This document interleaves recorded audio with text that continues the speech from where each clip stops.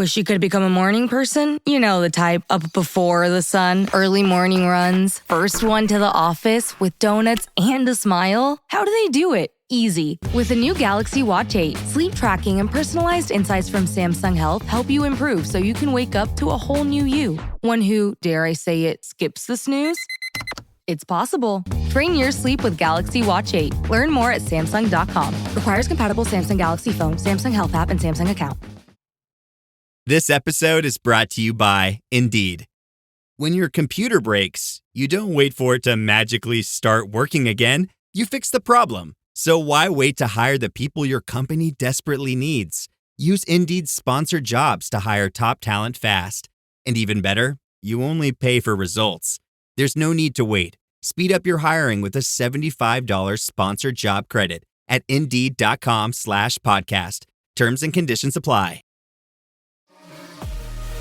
This episode is presented by State Farm. Having insurance isn't the same as having State Farm. It's like expecting the leadership of a team captain on the football field, but getting a sea captain. You wouldn't settle for just anything for your team.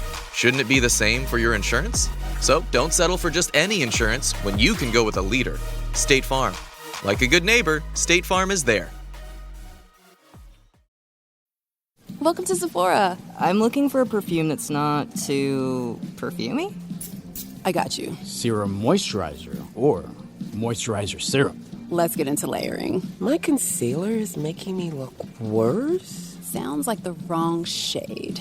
Let's get you matched. There's only one store that really gets what you're going for. Get beauty from people who get beauty. Only at Sephora. Hi, Let's get you a basket. Whether your business has 6 floors or 6 employees, Walmart Business has everything you need to save time, money, and hassle. You can restock your break room with bulk ordering or bulk up your ordering team with shared payments. And you can get it all delivered straight to your business's door, whether that's on Wall Street or Main Street. Walmart Business. It's the Walmart you love, now for your business. Learn more at business.walmart.com.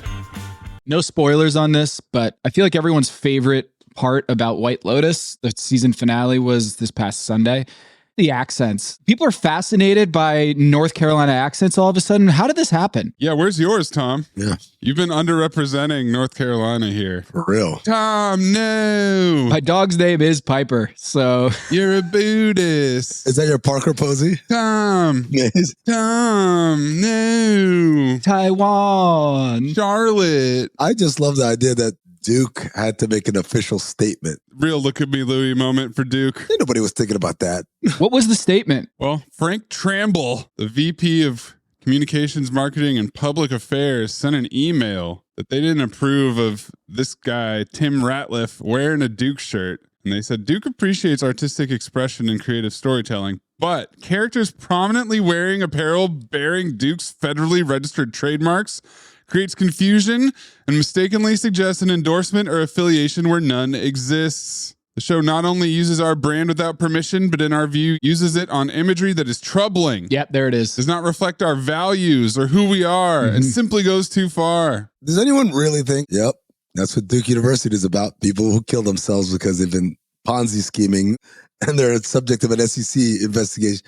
Who makes that leap? I would say Saxon's temperament is far more problematic, but he didn't wear a logo. No, yeah. So it's fine. It's all Big Daddy. Yeah, it seems like they were watching the first couple episodes like, oh, all right, Duke family, this is great. Yeah. Got some free advertising. Successful. Yeah, successful guy who's going to this grand resort in Thailand and taking his family, and he's very much this powerful figure, and what a life he leads. And then suddenly like, wait, this is not what we wanted our brand to be associated with. We got to get our lawyers involved. You think it was the suicide specifically? I mean, you think it was the pill popping? Maybe that's what Duke doesn't get down with? Lorazepam? No, it was the meme. It was the scene of him holding the gun to his head. Yeah, that was it. With the Duke shirt on. That's the moment. The statement came out right after that episode. Mm-hmm. First of all, I don't know any characters' names. I know Saxon, and I know Lachlan. I don't know the sister's name. I don't know either of the parents. The parents to me are Jason Isaac and Parker Posey. That's what I call them the whole time. And Goggins. I don't know Goggins' character's name, but his girl I know is Chelsea? Yeah. With the teeth? Nailed it. Ooh, I don't even know any of the friend group's names. One of them was in Heartbreak Kid, right? Heartbreak Kid is in there. Talladega Nights is in there. Yep. Oh, and Uncle Rico. You know Uncle Rico. Don't know his name either. Call him Uncle Rico the whole time. The meme gods had spoken. Mike White, obviously, from Survivor, who runs the show, writes the show. Because once that statement comes out, what happens to Duke? They lose. Incredible timing. I wonder if with all the delays, with the writer strikes, with their endless Thailand shoots, if they thought, you know what, let's release this right during March Madness. Let's have the finale in between the Final Four and the championship game. Something bad will happen to Duke around then. Cooper missed the shot. Oh, boo for you, Tim. Boo-hoo, Mr. Flag. Good luck next year. John Shire probably should have called a timeout instead of throwing the ball away. It's something Skip Bayless-ish of what you're doing right now. My assignment: uncover why the association inspires more conspiracy theories in volume and salience than any other U.S. sport. So you've heard of the Illuminati. The truth is out there, but so are lies. Your eyes can deceive you. Don't trust them. The NBA has always been controlled by about 8 people. Denial is the most predictable of all human responses. If you're only using 10% of your brain, you don't even know that you're using 10% of your brain. The NBA Illuminati. If coincidences are just coincidences, why do they feel so contrived? The Illuminati. But you start to follow the money, and you don't know where the f*** it's going to take you. It is unspoken. They have influence among other players. The NBA Illuminati. I don't have time for your convenient ignorance. Maybe I'm a conspiracist now as well. That's all it took. Oh, we got books, we got schools. You saw a video on YouTube. Why my eyes, sir? You've never used them before. We are the basketball Illuminati.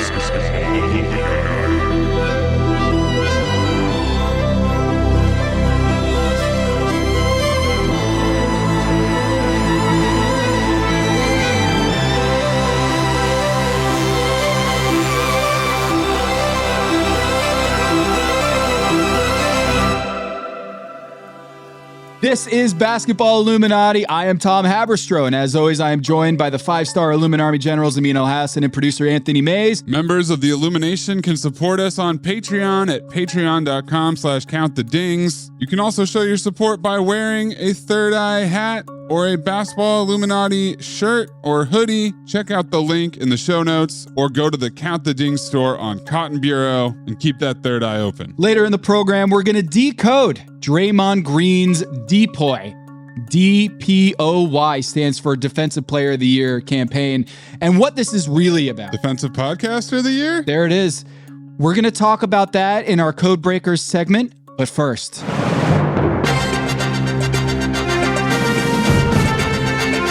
You are listening to The Agenda with Amin Elhassan and Tom Haberstroh.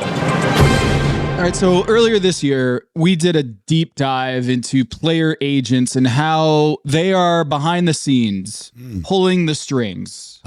Who are the players associated with Clutch and how are they so aligned with the Los Angeles Lakers? And then the New York Knicks and their association with former head of CAA, Leon Rose, and Worldwide West, where you're seeing all of the different tentacles kind of pull each other toward their respective franchises.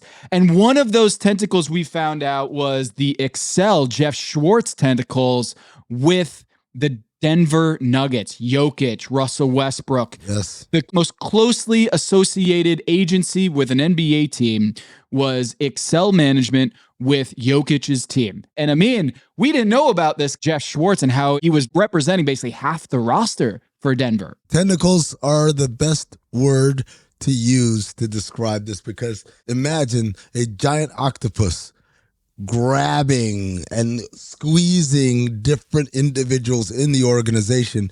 Denver was number one, and I thought, hey, this is pretty comprehensive.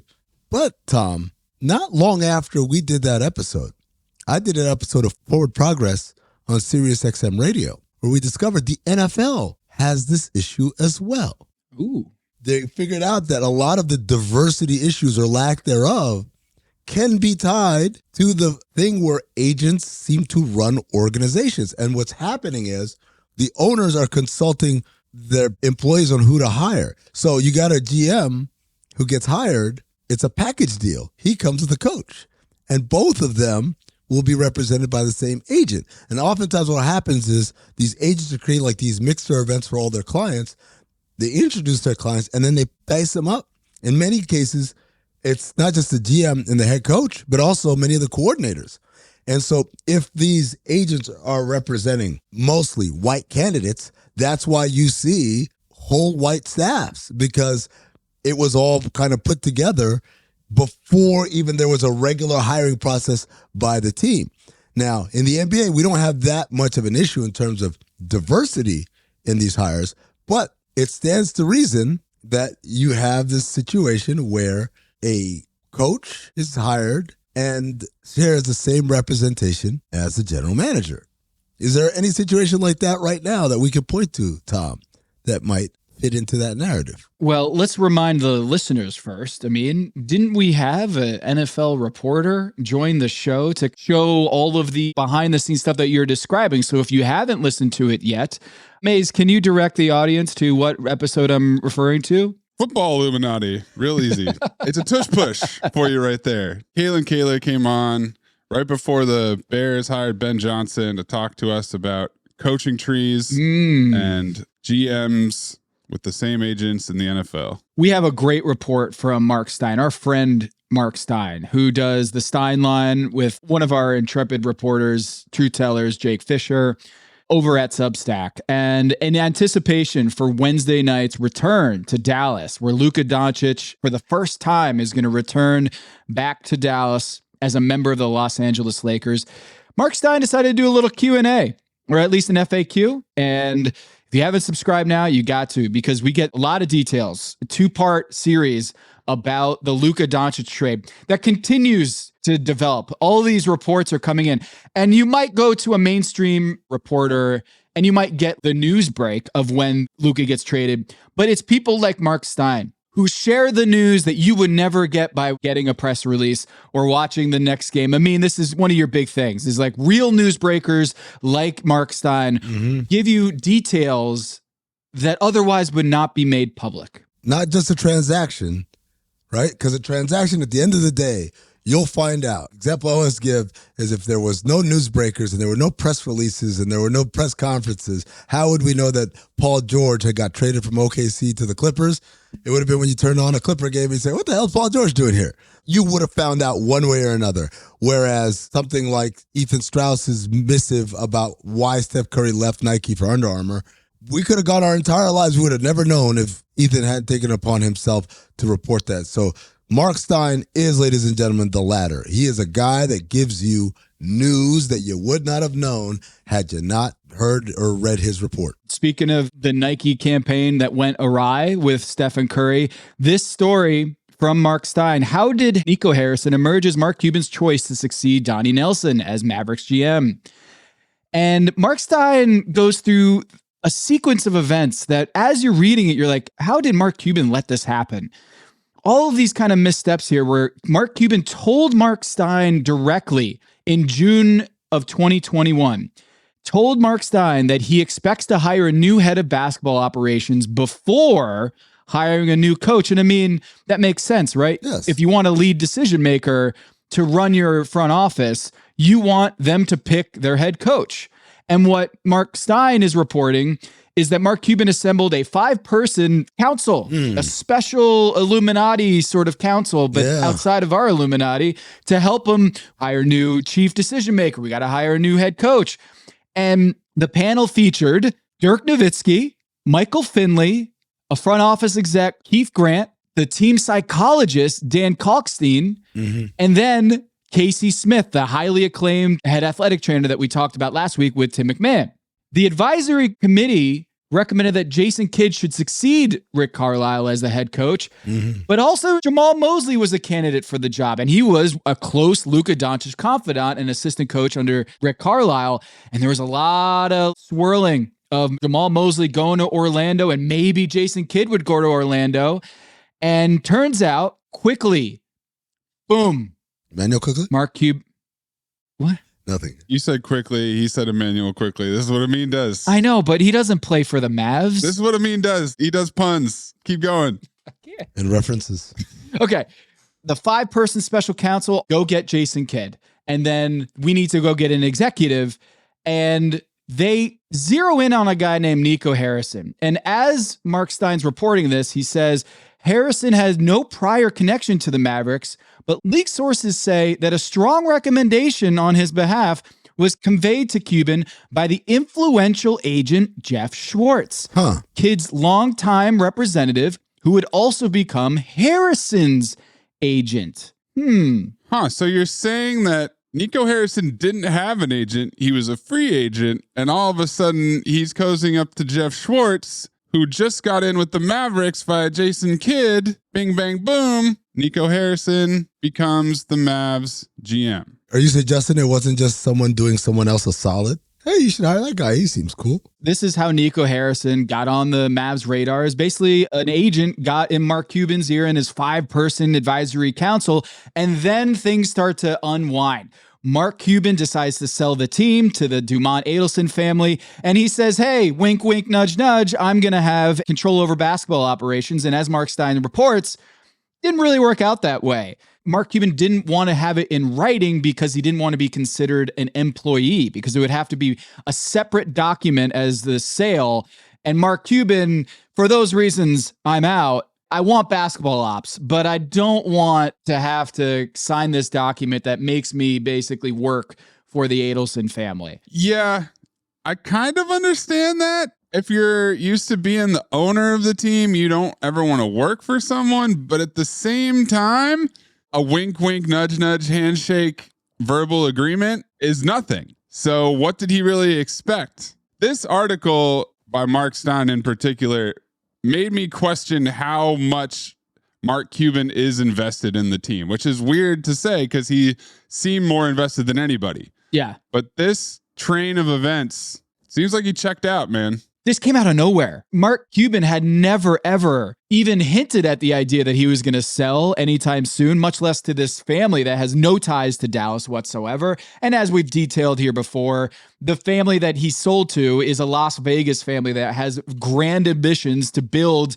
a casino in Texas that has so far not allowed any sports gambling or any betting. And all the casinos are in the surrounding states and have big lobbying efforts to make sure that Texas does not legalize casinos and gambling, etc. Anyway, we've got the Wednesday Luka Doncic return. And of course, Maze, everyone wants to know, how does Luka Doncic feel? Apparently didn't see Nico Harrison in the last game when it was in LA. Or Jason Kidd. Now it's starting to come together. Like, oh, Schwartz represents both Nico Harrison and Jason Kidd. So when Nico Harrison says at the press conference, I didn't need to talk to Jason Kidd about trading Luka. He and I are already on the same page and the same vision. I didn't need to talk to Jason. I just talked to Jeff, and then Jeff talked to Jason, and we're good. And we are all on the Excel Sports Memorandum. Slack. Yeah, Slack. There you go. We've got a lot here. And also that they cut out Dirk Nowitzki from all of it and isolated Luka. Well, I mean, there's more, right? The distilling of all of it. The firing of Casey Smith that we talked about. The 5-man committee is no longer. Yeah. The departure of Dennis Lindsey, who was an advisor and had helped with the team. The retirement of Keith Grant. Your committee is basically down to what? Michael Finley? Yes. Committee of one. Who removed the beer from Luka Doncic in front of the cameras. That, Tim McMahon said last week, was overblown. But the chief brand officer and business manager for Luka Doncic is Lara Beth Seeger, who was also working with Dirk Nowitzki and was a big part of the whole Dirk Nowitzki retirement and the statue outside the arena. And the fact that there was 21 letters in the inscription, loyalty never fades away. The phrase intentionally totals 21 letters, one for each season Nowitzki spent as a Maverick. So I'm wondering, what is going to be the inscription on Luka Doncic's statue? How many seasons was he there for? You think they're building him a statue, Tom? I'm wondering if he had 6.5 seasons. So 6 seasons with the Mavs. Bye-bye. Good. I like that. They're not even sure if they're going to do a tribute video. We'll all find out tonight. Oh, my gosh. But I don't think we're getting a statue, folks.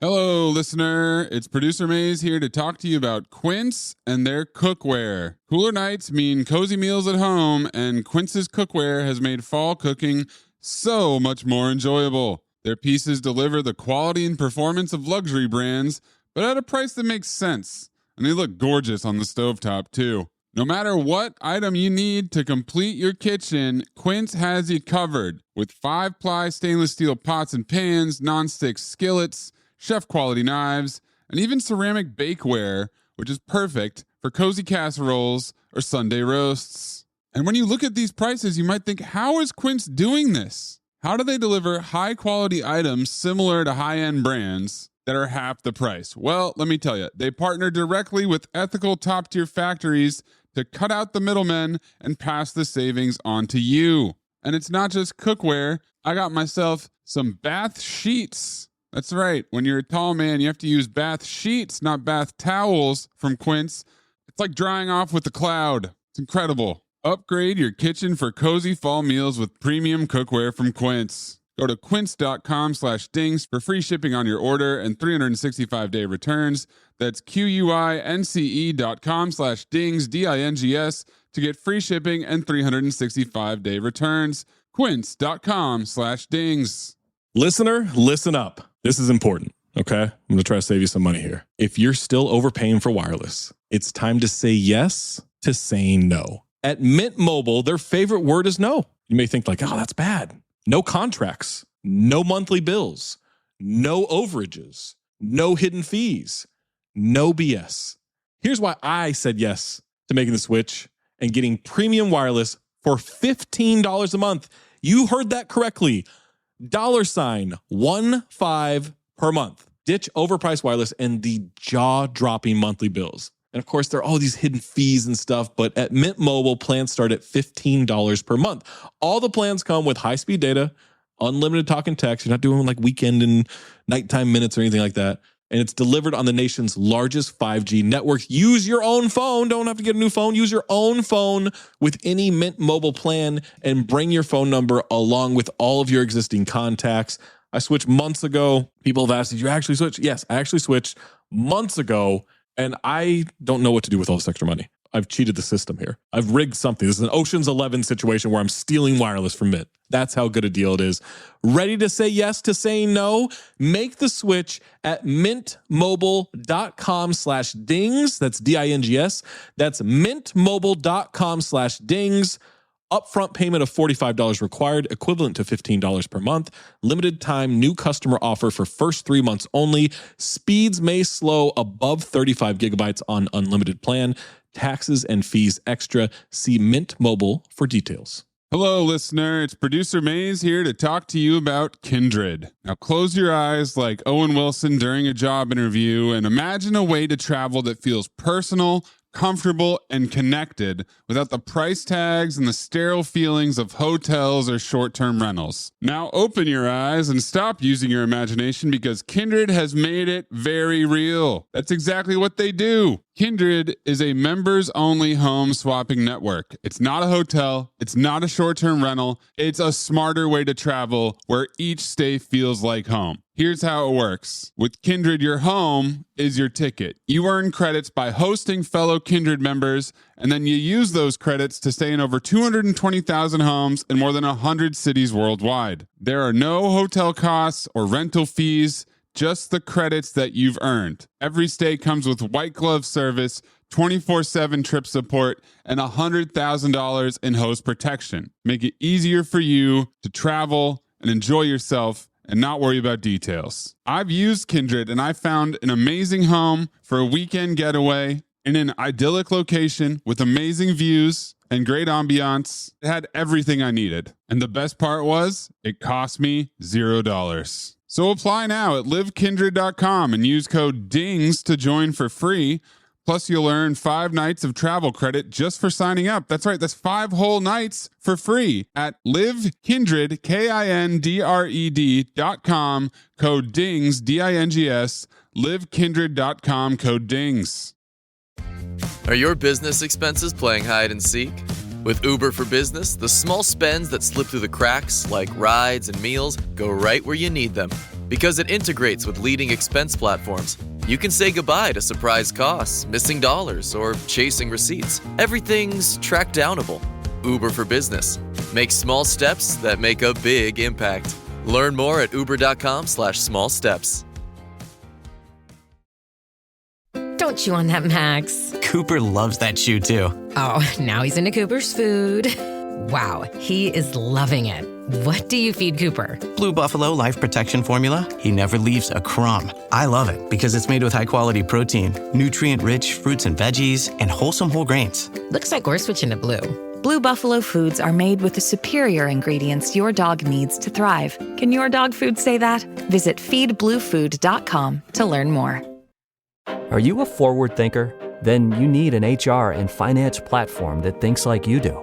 Workday is the AI platform that helps propel your organization, your workforce, and your industry into the future. Workday, moving business forever forward.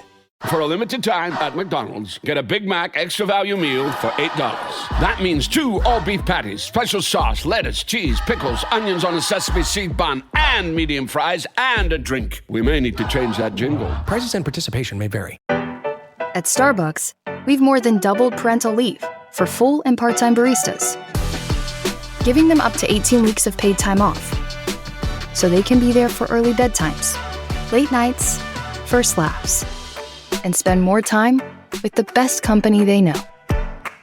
At Starbucks, benefits like parental leave are just the start. Learn more about Starbucks industry-leading benefits at starbucks.com/partners. This episode is brought to you by Contentful. Marketers, you know that feeling when your creative clicks? When that social post sends engagement through the roof? When your outside-of-the-box campaign hits ROI positive? When a personalized homepage turns prospects into customers? It's utter marketing bliss. Contentful helps you create tailored omni-channel experiences without working overtime. No stress, no limits, only possibilities. Get the feels at Contentful.com. Big news! Sephora is now on Uber Eats. So if you find yourself facing a beauty emergency, like needing a last-minute gift, or you're just out of your favorite mascara, again, don't panic. We got you. Order now and get $10 off on Sephora orders of $50 or more on the Uber Eats app. Order now. Offer ends October 30th. One order per customer. Additional terms apply. See app for availability. Delivery fees may apply. Maze, you liked the detail of where Nico Harrison watches the games now, not from his seat. Oh, man. Yeah, he's not with everybody else courtside. Not anymore. He is now watching games from a tunnel between the two benches, accompanied by a security guard at his home arena. That's still ballsy. If I were him, I'd be either in a suite or I'd be in the back somewhere. To be out in the open is... I wonder if those mics are going to be on full volume, full decibels when the Fire Nico chants start happening on Wednesday night. Because it's going to happen. Start happening. Have they stopped? No. I have just one continuous chant through the night. How does Anthony Davis feel about all this? I'm glad you asked, Tom, because he told Mark Spears on March 28th, quote, "I know it will be an emotional game just because Luka is coming back and everybody in Dallas still loves him.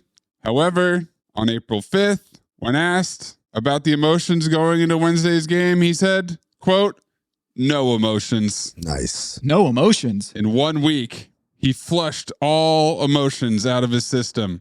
No mistakes, no coincidences, no emotions. Wow. From Kyrie's teammate himself. First, no mistakes, no coincidences, and then we've got Anthony Davis adding one. No emotions. What happened?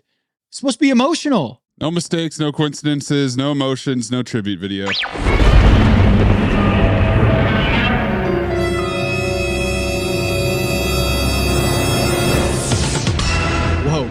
Whoa. Breaking news. What's that? It's a Shams bomb. Shams bomb? I don't know if you could say that one. Oh, I'm sorry. Is that trademarked? Does that not reflect our values or who we are? I mean, no, it doesn't. But I have no emotion. Shams has reported that the Denver Nuggets have fired coach Michael Malone and general manager Calvin Booth. Whoa! Both of them? So they basically said to Memphis, hold my beer. That's right. And we're going to one up. Zach Kleiman said that urgency is a core principle of ours And Denver said, no, it's not. Not urgent enough. Wow. Michael Malone out, CAA represented. And then Jeff Schwartz, hold my beer also. Oh my gosh. This is an incredible news break. Wow. No class, no balls. That's what I'll say about that. All right. So just to get everybody up to speed here, Jeff Schwartz, longtime super agent, runs Excel Management. He represents not only Nikola Jokic, also DeAndre Jordan, also Jamal Murray, also Dario Saric, also Vlatko Konchar, also Peyton Watson. And who's the guy that they went out and got in the offseason? Because reportedly Jokic really wanted him on his team, Russell Westbrook. So that is 1, 2, 3, 4, 5, 6, 7 players on the Nuggets roster that are represented by one agency. And now Michael Malone is out and Calvin Booth is out. I thought Jeff Schwartz was busy managing behind the scenes as the puppeteer of the Dallas Mavericks. First, we thought it was Nico and then this whole Adelson family and the Las Vegas move. But now Jeff Schwartz, how much input did he have on this? Is he the shadow executive here? I think his ears were burning. He heard us talking about him. That's so crazy. The Mavericks. And he said, I know what I need to do. Need to pull some strings here. Guys, I have a list of some people that they represent. Damon Stoudemire, head coach of Georgia Tech basketball. Here's some other guys. John Harbaugh, head coach of the Ravens. Okay. Mario Cristobal, head coach of the University of Miami. PJ Fleck, head coach of the University of Minnesota. So you think Jim Harbaugh is going to run? John Harbaugh. Sorry. Yeah, John. He doesn't represent Jim. It's an important distinction. I understand. You think he's going to be hired to be the NBA coach? Wait, do we know yet? Is it David Adelman? Oh, Adelman? Sorry. Rick Adelman's son. Adelson family, David Adelman, and then Ryan Saunders, also on the bench. Yes. Sham says that David Adelman will serve as the interim head coach. And he says also that it's tied for the latest coaching change in NBA history, matching Hubie Brown in 1980-81. After all that talk about the Grizzlies or the first winning team to fire their coach this late in the season, the Nuggets waited another week and a half and fired their coach. And I wonder how Jamal Murray's injury played into this situation, Tom. Yeah, a couple days ago, Jamal Murray, he's been out for a little bit with a hamstring issue. And Michael Malone, he doesn't pull any punches. He kind of is one of those old school coaches who tells it like it is. And this is what he said regarding Jamal Murray being ready for the start of the playoffs. Jamal's hurt. Yeah, it's not careful. He's hurt. So there's a big difference. Careful is if a guy can play and you want to be smart. We're not in a situation to do that. There's 6 teams vying for 4 spots. So if Jamal Murray is not out there, it's not careful. It's because he literally just is not able to play at the moment. What are the chances that he's going to be unavailable for the beginning of the playoffs, should you make it? Hopefully he's able to be back by then. This has been a weird one. It was day to day, and the next thing you know, it's not day to day. So obviously a big loss for us, but we have more than enough. We've shown that time and time again in that locker room. So if Jamal is unable to go, we need other guys to step up and play hard and play desperate and play urgent. Because I don't know if we're getting that from everybody right now, and we need that. Little did we know that it was Michael Malone who was day-to-day with the organization. Now it's time for Annie's secret message for you members of the Secret Circle. Remember, kids, only members of Annie's Secret Circle can decode Annie's secret message. You can break the code. Maybe I take a shot at it, maybe I break it. I'm real happy with myself because I did my job well. There's only one hacker in the world who can break this code. Superstring theory, chaos math, advanced algorithms, code breaking. Strange, the code is somehow different. It's like solving a Rubik's Cube that's fighting back. Whoop-de-doo! What does it all mean, Basil? When people talk to each other, they never say what they mean, they say something else. And you're expected to just know what they mean. Break the code. You are, quite simply, the best natural code breaker I've ever seen.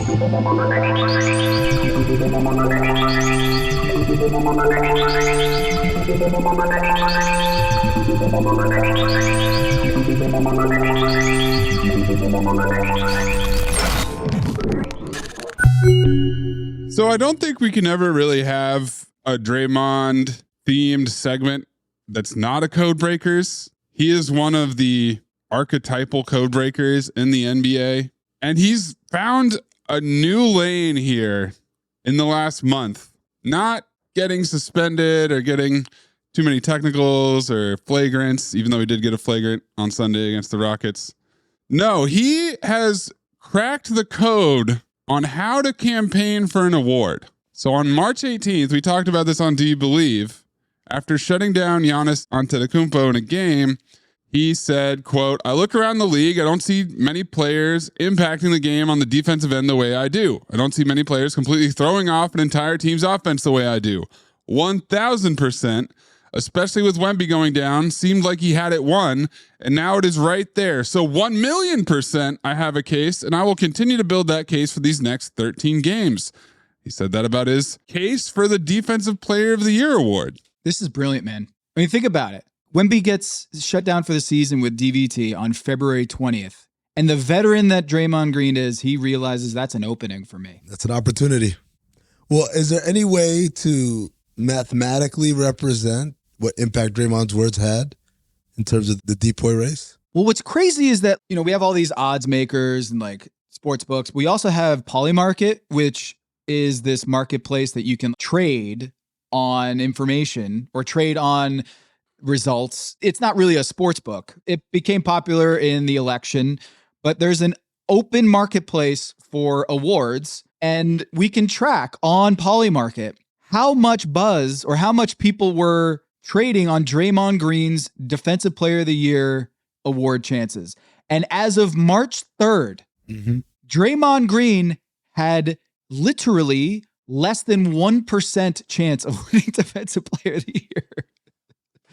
Nobody was picking him for Defensive Player of the Year for the majority of the season because Evan Mobley at 67% on March 3rd, taking the lead from Jaren Jackson Jr. Memphis, who got a little bit hurt. And so Evan Mobley becomes the favorite, 2/3 of the vote. And Draymond Green's nowhere to be seen. He's 0.8%. And then what happens when he comes out after that game against the Milwaukee Bucks, against Giannis Antetokounmpo? He has a great defensive game. And then he says, I have a case for Defensive Player of the Year. What happens? Goes through the roof. No way. All of a sudden, it went to 40%. That's nice. But I don't know what this Polymarket is. It sounds like a dating app for people of a certain persuasion. Give me something a little bit more solid than some website that plays make-believe to let me know that his chances improved. Well, how about cold, hard cash? I mean, now you're talking. Betting market. Now you're talking. What's the betting market say? The Boveda official odds at the time of Wemby's injury, plus 3,500. And then on March 9th, they're getting worse somehow, plus 5,000. Wemby's out. Draymond's stock is falling. And by the time we get to today, it's all the way up to minus 400 favorite. Whoa. In the span of 2 weeks? Plus 5,000 on March 9th to minus 110 on March 23rd to minus 400 today. All because he said a quote to the media about how he has a case? It rose almost as quickly as his own estimation of his chances from 1,000 to 1,000,000% in the span of a sentence. The price of the brick is going up. It's crazy because this could only happen in today's NBA, right? Where the league is so comfortable, so in bed with gambling. But also in today's NBA where the power of any individual player who has a successful podcast augments and galvanizes over any other communication platform. Draymond Green, in essence, by being a media entity as well as an active player, moved the line by just speaking it into existence. He cracked the code, man. He saw the code. He saw an opening. He hacked Evan Mobley's campaign. Wow. And all of a sudden, a bug became a feature, and he's the favorite. Remarkable. I also enjoyed Marcus Thompson from The Athletic adding to this propaganda with a nice little profile of Draymond here, where he described playing against the Clippers as a chess game between himself and Ty Lue. That's it. That's the only thing happening. There's no Steph Curry. There's no James Harden. It's just Draymond and Ty Lue playing chess.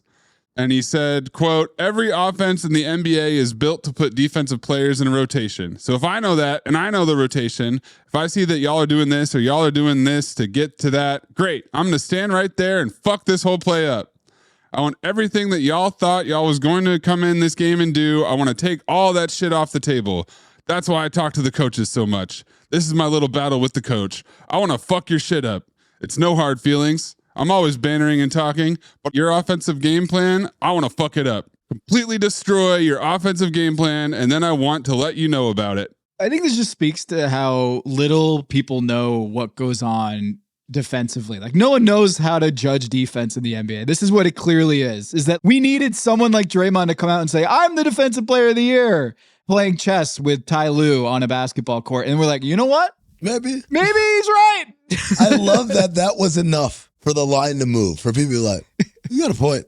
Well, he did shut down Giannis that one game. Yeah, that one game out of 82. That was pretty good. And by the way, he's not even eligible for DPOY yet. Yeah, he's got to play 65. He's got to play 65 games, and he's not there yet. If he misses like one game or two games, he's not eligible to be Defensive Player of the Year. So all these markets and sports books, do they know that he's not going to get injured? This is crazy. This is wild that they're this confident that he's going to win Defensive Player of the Year when he's not even eligible right now. Yeah, this will be a really interesting test of the gambling markets versus reality in terms of, is Draymond affecting eligible voters the same way he's affecting the betting markets? Or are the nerds out there clickety-clacking their way to an Evan Mobley Defensive Player of the Year? I think this is the real story here. Is if you're not getting out on the mic and starting a podcast, campaigning for you or your teammates for the awards, are you even trying? Do you even love basketball? You know, it's funny. One of the things that I've thought about with regards to this is what other awards could be impacted like this? Most improved? Oh, man, don't get me started on most improved. So dumb. It's something flawed, right? Yeah, like Cade Cunningham cannot be the favorite. What are we doing here? Who's the award for? His team? Yeah, that's what it is. People want to give Kenny Atkinson Coach of the Year, so they have to give somebody on the Pistons to make up for the JB Bickerstaff not getting the award. That's my take on it. It's media's way of salute to the Detroit Pistons. We can't give you Coach of the Year, so we'll give you something. How's most improved player? How's that? It's all a backhanded compliment to Cade Cunningham. He was a former number 1 overall pick. Yeah. How bad did you think he was last year? Who never disappointed. It's not even like, if he was like, oh, I don't know, like Bargnani or Anthony Bennett. Oh, man, you had a rough start. But then you figured it out. I'll take it. It has been excellent his whole NBA career. He was drafted number 1. And I was like, yeah, he's pretty much the best player in the draft class. And there was no denying it. Where's the improvement? What exactly do you think he did? Where did you think he struggled last year that he's not? And then I said, he's not even the most improved player in his division. Ty Jerome. Anyone who votes for Cade Cunningham, you better stand the fuck up and let me know that you thought Ty Jerome was always this good. The thing is, Ty Jerome isn't even eligible for most improved player because the NBA's 20-minute criteria. What? I did this. I went on a pod a couple of months ago and I was like, Ty Jerome, easily most improved player. And someone got at me and was like, dude, he's not even eligible because you have to play 65 games with at least 20 minutes, and Ty Jerome doesn't have that. Fuck out of here. So by virtue of a dude being out of the league, fringes G League player, and by being the sixth man for one of the best teams of the past decade, Ty Jerome is not eligible because of the NBA's 65-game rule. It's insane. Stupid-ass rule. It's insane. So we're going to give it to Cade Cunningham. When in doubt. Former number 1 overall pick. Yeah, I think you could campaign for most improved, but another fascinating wrinkle of this is an argument for player podcasting. Yes. It is. Of course. If you could change reality by just talking about it. We've got Draymond manipulating betting lines by campaigning for himself. We've got LeBron coming back for Mind the Game as the Lakers climb up to potentially a 3 seed going into the playoffs. Meanwhile, Paul George, Podcast P, shut down for the year. Podcast shut down for the year. Didn't help anybody. He had no more campaigns. He had no more campaigns left. He couldn't stump for Joel Embiid or Tyrese Maxey or Nick Nurse. Jared McCain, you know what? Maybe that was it. He realized Jared McCain, Rookie of the Year, was no longer possible. So he said, I'm going to shut it down. Good teammate. So Steve Nash, no, he can't coach the Nugs. Ooh. No, and he's not XL. He's a BDA guy. Bill Duffy and Luka Doncic also a Duffy guy. So you know he's not in the good graces. So I wonder who's going to take over. Who's Steve Nash going to be hired to next year now that LeBron has restarted mind the game? Keep your third eye open, everybody. This has been an incredible, incredible week in the NBA. What awards should we campaign for on our podcast? Should we get Amin Comeback Podcaster of the Year after Dreamville Fest? Amin for Doc Rivers impression? Oh my God. This isn't even me. This is a hologram.